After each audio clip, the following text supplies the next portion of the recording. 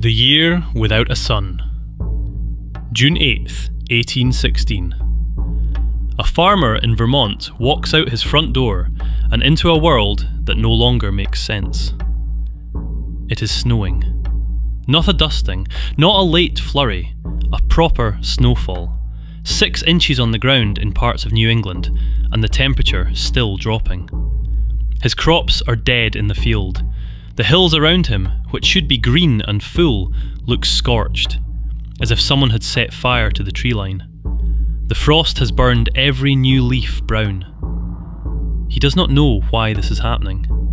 He will not know for the rest of his life. Nobody alive in 1816 will ever connect what is happening to them with an event that took place 14 months earlier on an island 8,000 miles away. An event so violent it tore the top off a mountain and punched a column of fire and rock 26 miles into the sky. He only knows this: summer is not coming. And by the time the killing frost returns in August, he will understand, in the bluntest possible terms, what it means when the sun goes away. You are listening to the Threshold Tapes. Just before sunset on April the 5th, 1815, a massive explosion shook the island of Sumbawa in the Indonesian archipelago. Mount Tambora, the tallest peak in the region, over 14,000 feet, erupted with a force that sent a plume of ash 18 miles into the atmosphere. 800 miles away, on the island of Java, the British Lieutenant Governor, Thomas Stamford Raffles, heard the blast at his residence. He assumed it was cannon fire. He was not alone in that assumption. The commander at Yogyakarta dispatched troops to repel what he believed was an enemy attack. Coastal officials launched rescue boats, thinking a ship was in distress and firing signal guns. It was none of those things. But this first explosion, as devastating as it seemed, was only Tambora clearing its throat. 5 days later, on the evening of April the 10th, the mountain detonated. 3 columns of liquid fire shot into the air. The entire summit appeared to transform into a fountain of molten rock, ash, and superheated gas.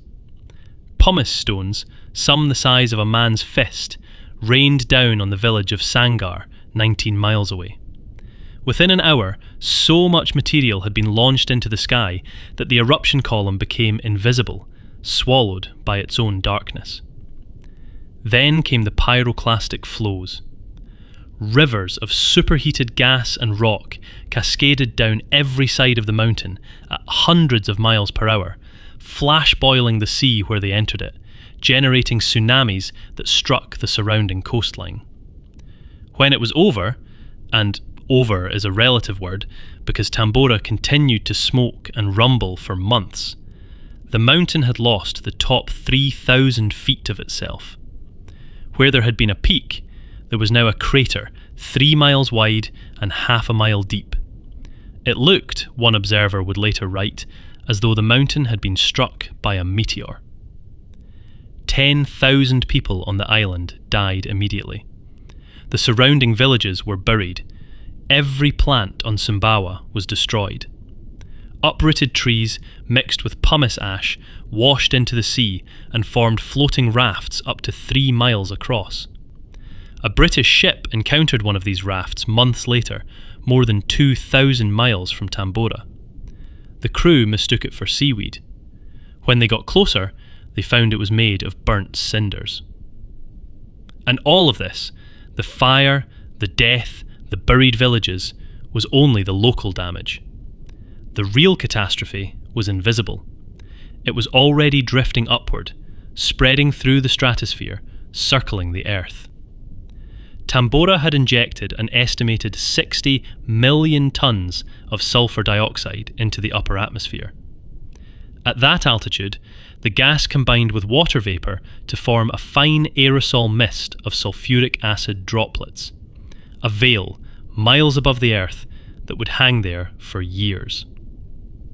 It did not block the sun entirely. It did something more insidious. It dimmed it. Just enough. just enough to drop global temperatures by roughly 3 degrees. 3 degrees does not sound like much. It was enough to end a world. Across Europe, the catastrophe was compounded by timing. The continent had just staggered out of 20 years of Napoleonic warfare. Treasuries were drained, trade routes were wrecked, millions of former soldiers were unemployed. And now, the crops were failing. In Switzerland, Lake Geneva flooded, livestock drowned. In the fields, grain rotted where it stood. The price of bread tripled in parts of Germany and France. In Hungary, snow fell stained brown by volcanic ash. In northern Italy, the snow was red. Food riots broke out across Britain and France. Famine spread through Ireland. Between 1816 and 1819, typhus epidemics killed more than 65,000 people as the disease radiated outward from the starving populations. Switzerland alone recorded more than 100,000 deaths, double the normal mortality rate. In China, the monsoon season collapsed. The Yunnan province endured 3 years of flooding and cold that destroyed the rice harvest. When the famine finally broke, the surviving farmers made a pragmatic decision. They stopped planting rice. They planted poppies instead. Opium was more reliable. That decision, born of volcanic winter on the other side of the planet, would reshape the drug trade for the next 2 centuries. In the Bay of Bengal, the disrupted weather pattern triggered a mutation in the local cholera bacterium. The new strain spread. It would circle the globe in a pandemic that lasted until 1823 and killed tens of millions. The historian John D. Post called 1816 the last great subsistence crisis in the Western world. The phrase is almost too clinical for what it describes. What it describes is a planet-wide breakdown in the ability to grow food, caused by a single geological event that most of the world's population did not know had occurred. Nobody connected the cold to Tambora. Not then, not for decades. The eruption had happened a year earlier, half a world away, in a region with no telegraph, no rapid communication, no way to spread the news. The people freezing in Vermont and starving in Switzerland had no villain to blame, no explanation to cling to. They had only the weather, and the weather had gone wrong, and no one could say why. Some blamed God, some blamed sunspots, some blamed the eclipse of May 1816. The old farmer's almanac, so the legend goes, had predicted rain, hail and snow for July. It was right. And here is where the story turns strange. Because the year without a summer did not only destroy, it created. In June of 1816, a group of young English writers arrived at Lake Geneva for a summer holiday. Among them were the poet Percy Bysshe Shelley, his 18-year-old lover Mary Godwin, Lord Byron, already the most famous poet in Europe, his personal physician John Polidori, and Mary's stepsister Claire Clairmont. They had come for sunshine and scenery. What they got was rain. Endless, hammering, cold rain. The oak trees around the lake had not leafed out. The sky was perpetually dark. Lightning storms swept across the water, and the thunder, Mary would later write, came in frightful bursts over their heads amid the darkness. They could not go outside, so they stayed in Byron's rented villa, the Villa Diodati, and they read German ghost stories by candlelight. They talked about galvanism and the reanimation of dead tissue. They talked about the nature of life itself and whether science might one day manufacture it. Candles had to be lit at midday just to keep the shadows at bay. And then, one night, Byron made a suggestion. "We will each write a ghost story," he said. Mary could not think of anything. For days she sat with nothing, mortified, while the poets around her produced fragments and sketches. And then, After one of those late-night conversations about the boundary between life and death, she went to bed, and she did not sleep. A waking nightmare took hold of her. She saw a pale student kneeling beside a thing he had assembled from dead parts. She saw it stir. The next morning, she began to write.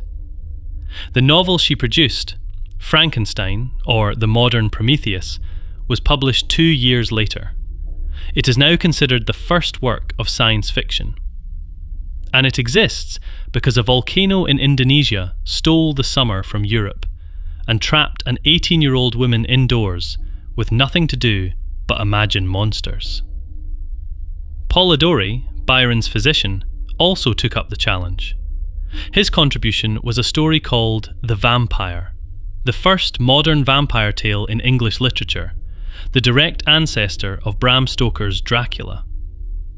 Two of the most enduring figures in horror were born in the same room in the same week because the sun would not come out. Within 8 years, every man who sat in that room was dead. Polidori took his own life. Shelley drowned in a storm. Byron died of fever in Greece.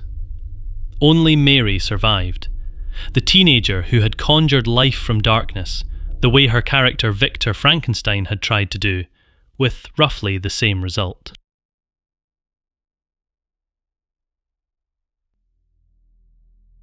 Here is why this is not just a history lesson. Tambora was a VEI 7 eruption, the second highest category on the Volcanic Explosivity Index. It was the most powerful eruption in recorded human history, but it was not the most powerful eruption possible. VEI 8 events, true super eruptions, have happened. The Toba eruption in Sumatra, roughly 71,000 years ago, may have reduced the entire human population to a few tens of thousands of individuals. And the geological systems that produce these events are not dormant. They are active, right now. Near Naples, in a region the ancient Romans called the Burning Fields, a caldera called Campi Flegrei is doing something it has not done in centuries. The ground is rising. Since 2005, the land in the town of Pozzuoli has lifted by nearly 5 feet. The rate is accelerating. Earthquakes are intensifying. 2 of the most recent are the strongest ever recorded there. At the old port, fishing boats sit in long grass, marooned on ground that used to be underwater. Ancient Roman columns have bands of fossilized mollusks halfway up their height, proof of how dramatically this land has moved before. Scientists at the Italian National Institute of Geophysics describe it as breathing. The ground rises and falls over decades, like the chest of something immense and sleeping. Before the last major eruption, 15,000 years ago, the ground rose 85 feet. It has not erupted yet. It may not erupt for centuries. But over 500,000 people live inside the caldera. And if Campi Flegrei were to produce even a fraction of the eruption it produced 40,000 years ago, an event that blanketed Europe and Russia in ash, the consequences for modern civilization would be beyond anything we have planned for. Our supply chains run on 3-day cycles. Our food systems assume predictable growing seasons. Our cities are fed by logistics networks that have no redundancy for a scenario in which the sun dims for 2 years. We have no plan for this. Not really. Not at scale. Think about what Tambora did in 1815. A single mountain on a single island in a corner of the world most Europeans had never heard of. It erupted for a few hours, and the following year, snow fell in June in New York. Crops failed from New England to China. Cholera swept the globe. 100,000 people died in Europe alone. The political map of 3 continents shifted. And in a rain-lashed villa on the shores of Lake Geneva, an 18-year-old girl, cold, bored, trapped indoors by weather she could not explain, dreamed up a monster that is still with us 200 years later. One volcano, one night, and the world rearranged itself. Now think about this. We live on a planet with roughly 1,500 active volcanoes.